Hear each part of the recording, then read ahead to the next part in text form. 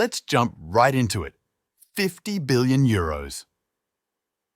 That is the staggering amount the European Parliament is eyeing to support Ukraine between 2024 and 2027. Welcome to another episode of Hear the Web. I'm your host, Tom. And I'm Lily. We're hashing out today's hot news, the massive EU support plan for Ukraine. What we're talking today is not just money, it's the future of a nation. Indeed. The Committees on Budget and Foreign Affairs in the European Parliament have backed this proposal overwhelmingly, with 86 votes in favour as compared to 6 against, with 2 abstentions. And what's interesting, Tom, is the mechanism by which this fund will be constituted. It's proposed that the Ukraine facility will combine grants and loans to facilitate Ukraine's modernization and reconstruction.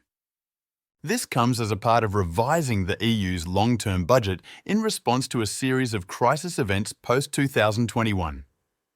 It's a strong reminder of the power of collective political will to meet urgent challenges. Absolutely. However, not everyone's on board with the entire amount. Hungary notably proposes to agree on an initial portion of 25 billion euros according to a Bloomberg report. On the flip side, most Europeans seem to be in favour of continued support for Ukraine. The Eurobarometer survey highlights this, with 86% supporting continued humanitarian aid for war-affected Ukrainians. Now, one of the key aspects of this support plan is the utilization of frozen Russian assets for rebuilding Ukraine. The European Parliament is making a deliberate move here, giving weight to the cause with hard-hitting policies. Yes, this war isn't just being fought on the ground. It's unfolding in the financial world as well. Dealing with the aftermath requires both strategic policymaking and finances. Speaking of aftermaths, there's also a strong emphasis on transparency. The Parliament wants full disclosure of how these funds are being used. So, there will be a separate website featuring funds allocated to specific purposes. Add to that the regulation against funding companies under oligarchic influence. There's a clear attempt here to prevent possible corruption, fraud, and misuse of European funds. However, this is still just a proposal.